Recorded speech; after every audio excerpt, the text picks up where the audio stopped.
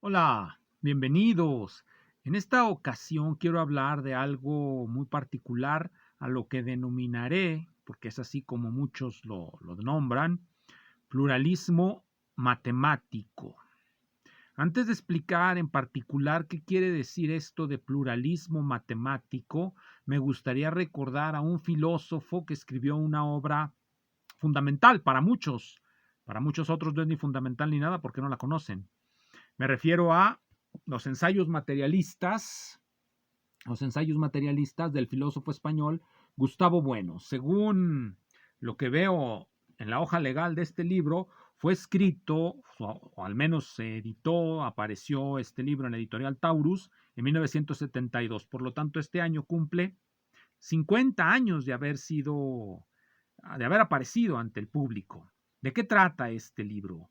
Trata sobre todo de la idea de un sistema filosófico que se va a conocer a partir de entonces como materialismo filosófico. Sus conceptos claves son, por supuesto, como todo el mundo sabe, la doctrina de las tres materialidades, la idea de materia ontológico general o materia indeterminada, la idea de ego trascendental, la idea de simploqué y una de sus ideas claves fundamentales, que es sobre la que se sostiene todo el entramado, al menos en esta primera aparición del materialismo filosófico como sistema, es la idea de pluralidad.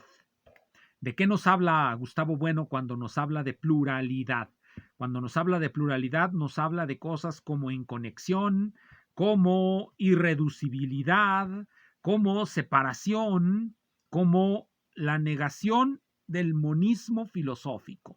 Y como monismo filosófico, el ejemplo más preclaro es el de Parménides, en el poema ontológico, creo que se llama, el poema de Parménides, nos habla del uno trascendente. Y de eso es contra lo que se va a oponer el materialismo filosófico de Gustavo Bueno a través de la idea de pluralidad. Pero, ¿qué entiende él por pluralidad y qué entiende él por monismo? Nos lo dice desde el principio y nos lo irá repitiendo a lo largo de todo el trayecto, pues es un buen libro que hay que leer varias veces para habituarse al estilo de escritura de Bueno y para ir captando las ideas. En realidad no importa si hay errores o uno percibe ciertos errores. Algunos dicen, en cuanto alguien detecta el primer error, sobre todo si uno se siente matemático, si uno se siente físico y quiere siempre precisión en los datos, en cuanto uno detecta el primer error, uno quisiera aventarlo y adiós, un charlatán más. Pero no, es un filósofo. En la ciencia, ciertamente los errores pueden parecer intolerables, pueden parecer el epítome de lo que no debe ser, pero en la filosofía los errores son comunes y ante los errores no debemos asustarnos porque son realmente el principio del conocimiento, aunque se escuche muy pirciano, muy pragmaticista. Pero bien, veamos lo que nos dice Bueno al inicio de este libro fundamental que deben de leer todos. ¿Por qué es fundamental? Bueno, pues porque es el origen de un sistema filosófico. Es la respuesta de Bueno a esa idea que tienen muchos por ahí de que en este siglo la filosofía ya solamente puede pensar en fragmentos. Todos aquellos que crean que solamente se puede pensar en fragmentos deben venir a leer este libro para que se les quite esa idea. Se puede pensar desde un sistema filosófico y el sistema de la filosofía no muere ni acaba y por supuesto no empieza en el idealismo alemán. Esa es solamente una manifestación de esa necesidad del espíritu humano que es pensar bajo la idea de sistema. Diga lo que diga Hegel o diga lo que diga los posmodernos. Uno puede pensar en la posmodernidad precisamente como aquel estado del espíritu de las masas pensantes, en el que llegan al común acuerdo de que ya no van a ser sistemas filosóficos. ¿Por qué? Porque son flojos, porque son perezosos, porque no les da para más que para escribir fragmentos inconexos. Pero con esto parecerían adherirse a la idea de pluralidad, pero ellos son muchísimo más monistas de lo que nos imaginamos. ¿Qué dice, bueno, del monismo? Bien, dice así.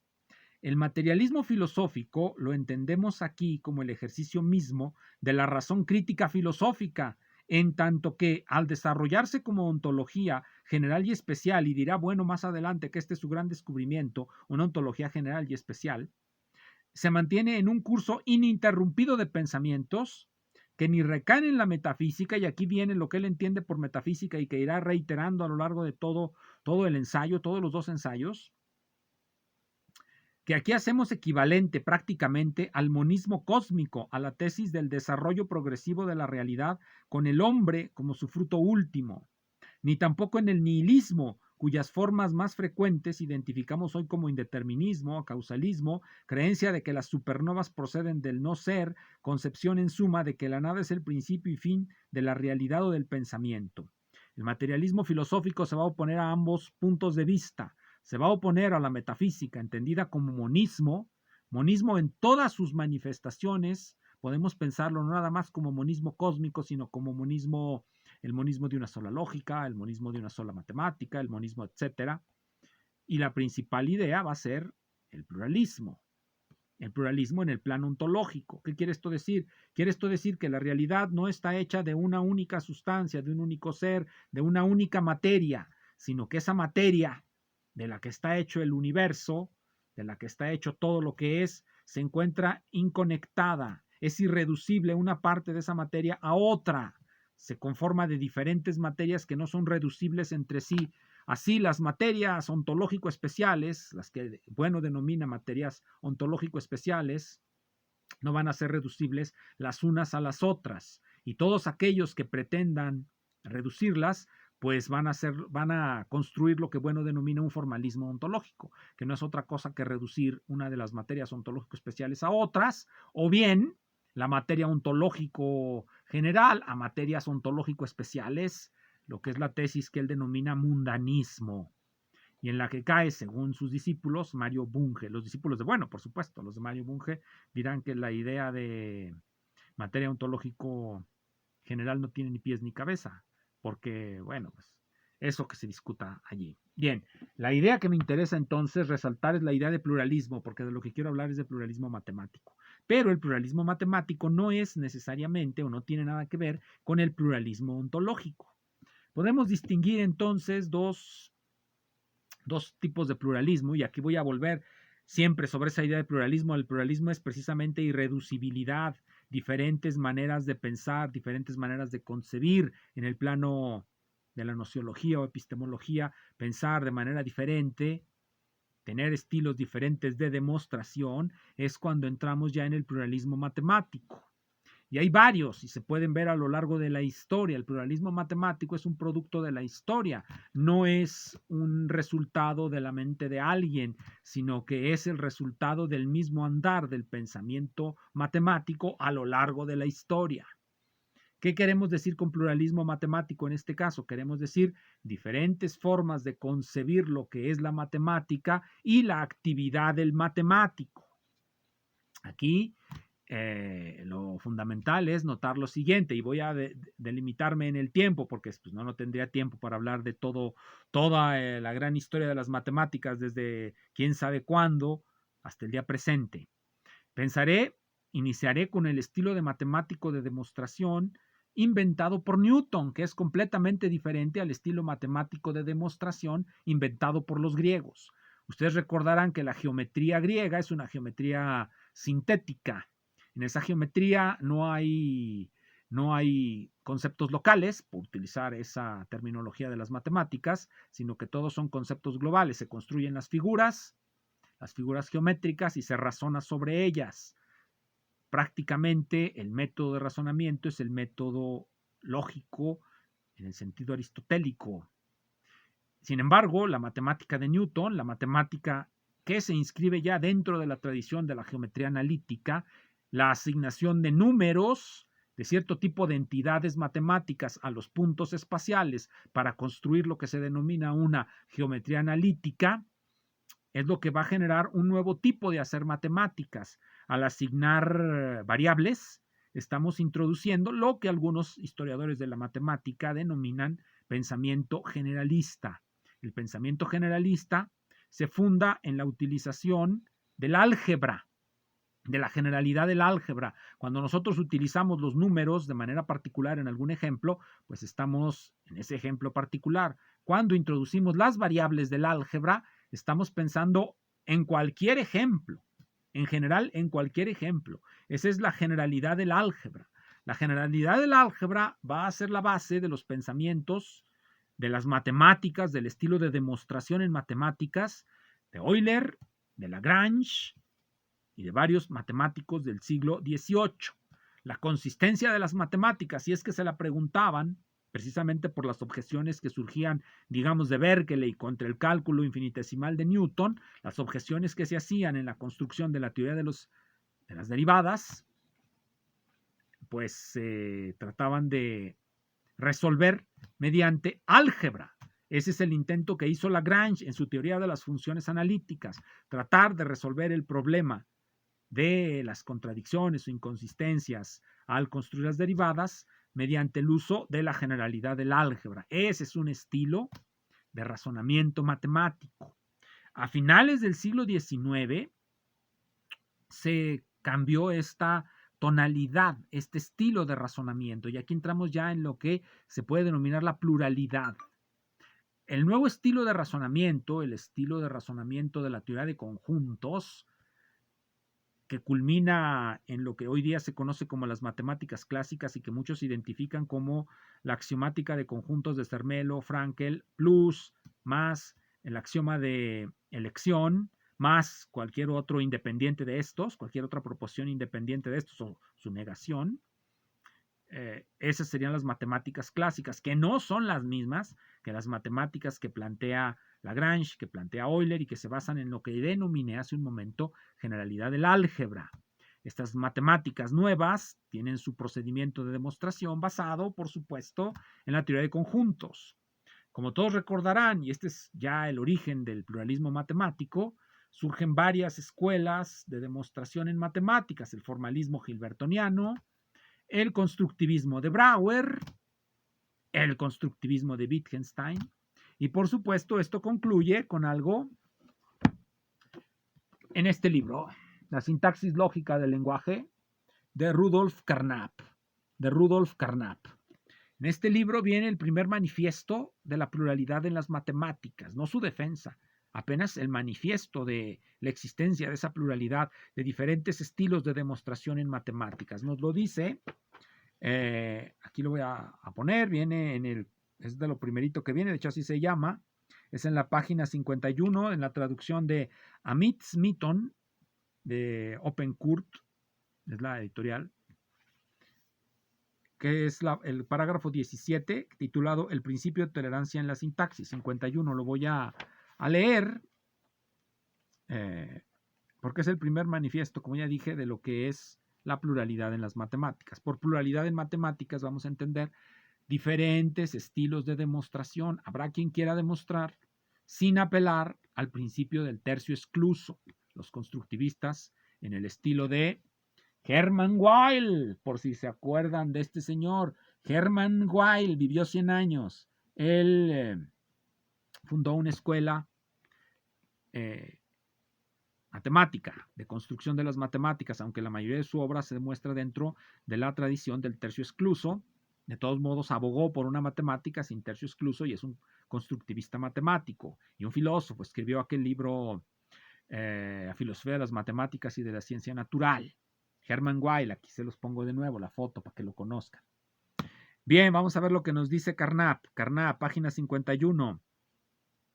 Principio de tolerancia. No es nuestro negocio establecer prohibiciones, sino arribar a convenciones. No es nuestro negocio establecer prohibiciones, sino arribar a convenciones. A final de cuentas, las matemáticas para Carnap se fundan en convenciones. En esto, por supuesto, estamos ya frente al convencionalismo de Poincaré.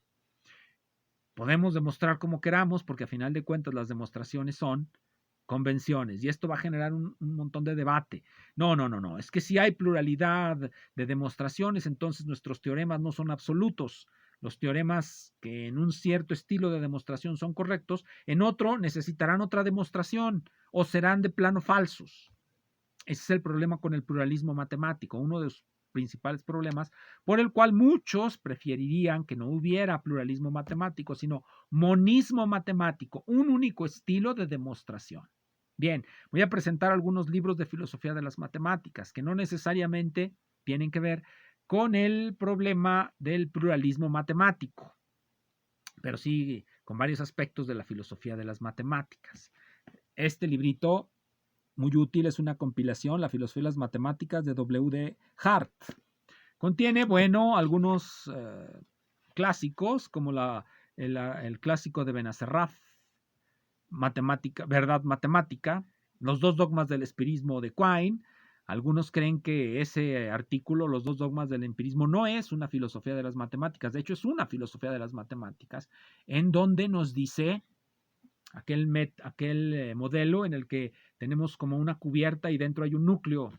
Lo que está más cerca de los bordes, imaginémonos como que una cebollita, y en el centro está el núcleo. Todas las verdades que están en el núcleo son las verdades matemáticas, las que más nos resistimos a cambiar. Las verdades de la física, las verdades de las ciencias sociales, las verdades de nuestros amigos, están en la parte más externa de la cebollita y esas las cambiamos fácilmente. Las verdades matemáticas pueden cambiar, no son absolutas. Es una de las grandes cosas que dijo Quine en ese artículo y que generalmente escapa a todos los lectores de Quine que preferirían leer a Hegel o a Deleuze o cualquiera de esos otros. Bien, hay un artículo que se llama Conservadurismo e Incompletitud, de Stuart Shapiro, que está en la página 225 y sobre el que quiero llamar la atención. Nos recuerda el famoso argumento de indispensabilidad de Putnam y Quine, un argumento común para el platonismo matemático. Ellos aquí están discutiendo no del pluralismo, sino de uno de los problemas típicos de la filosofía de las matemáticas durante mucho tiempo. ¿De qué hablan las matemáticas? ¿De qué hablan? El argumento de indispensabilidad de Quine-Putnam nos dice que las matemáticas hablan de ciertas entidades necesarias que son, bueno, pues las que aparecen en las teorías físicas. Fuera de las teorías físicas no habría necesidad para ninguna de las entidades matemáticas, podrían ni siquiera existir o ser inconsistentes. Y esto nos lleva nuevamente a la idea de pluralismo. Las matemáticas no necesitan ser consistentes. Recordamos algunos de los requisitos de Tarski para una teoría formalizada: consistencia, completitud, categoricidad. Consistencia es que no tenga contradicciones. Completitud es que incluya todos los axiomas necesarios, todos los supuestos necesarios para que demostremos lo que en principio intuitivamente queremos demostrar. Y finalmente, categoricidad es que cualquiera de estos modelos, porque una teoría formalizada pues tiene varios modelos, cualquiera de sus modelos es isomorfo. No nos gustaría encontrarnos modelos no isomorfos de un mismo conjunto de axiomas, aunque a veces pasa. Bien, entonces otra recomendación: Shapiro, Filosofía de las Matemáticas, Stuart Shapiro. En resumen, lo que viene a defender Shapiro aquí es algo muy sencillo. A pesar de las 260 páginas de este libro, defiende algo muy sencillo. La ontología de las matemáticas es muy simple, consiste de estructuras. Y las estructuras las conocemos, es decir, la epistemología, la vía de acceso al conocimiento matemático, no es otra cosa que la definición implícita, sinfonemática o funcional. Cualquiera de sus nombres es en este libro equivalente. En otros no son equivalentes, pero aquí sí. Vamos al último. Este se me hace muy interesante. Es una investigación sobre lo uno, sobre la unidad, el monismo. Este es un trabajo sobre el monismo de Graham Priest. Utiliza lógicas para consistentes, que es otra manera de razonar a partir de la contradicción. Pero de eso quizá hablemos después. Muchas gracias.